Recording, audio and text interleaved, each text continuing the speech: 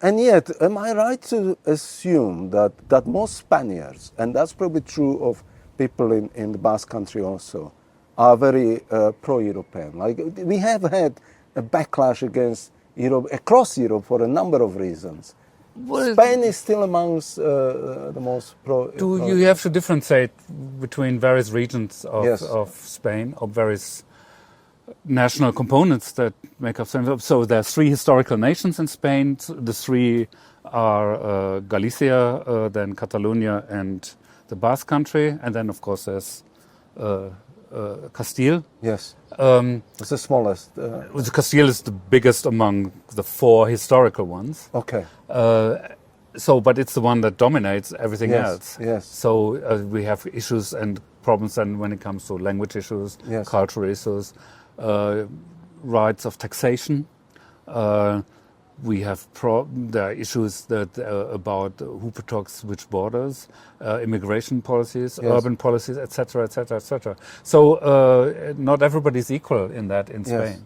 And the Basque country has been fortunate in fighting hard for its historic rights and maintaining some of those, but it's far from what it was. I see. But it has better deal than Catalonia, and therefore a greater degree of satisfaction. Yeah, I think now the Catalans are looking with envy to the Basque country, and the Basque country is quite keen at the current insecure constellation worldwide, and also in Europe, to defend its rights. Yes. If there's a possibility to have more, they will go for it. How do you see the role of the EU in that conflict, the ongoing conflict, it has to be said, over Catalonia? I think they were partly embarrassed, because here there's a manifestation of something that's obvious, a different culture, which in itself is very multicultural, but there are some defining patterns. And Scotland, you have the same thing. We have an independent, different judiciary system, not based on English case law. You've got similar things in the Basque country, some of those aspects in Catalonia.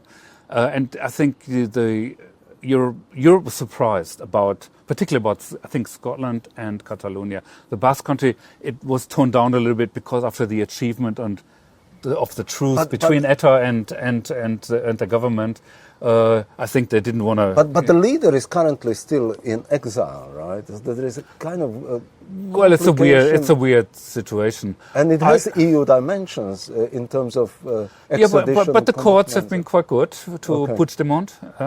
Up until lately, only in the last couple of weeks, there's a new development now where the order on behalf of the Spanish authorities has been seen as to complete the minimum, gets the minimum credentials in order to be processed.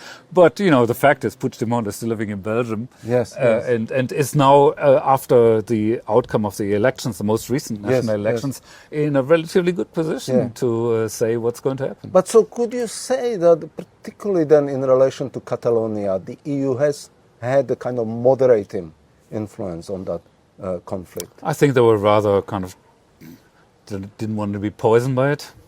I see. So it was like, it's a poisonous challenge. Yes. Because if you start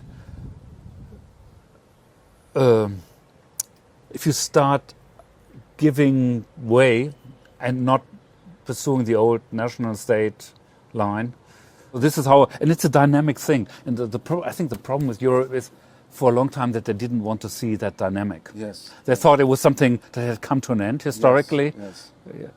And now we're all kind of delegating our powers nicely to to Brussels or to Strasbourg, and we work from there.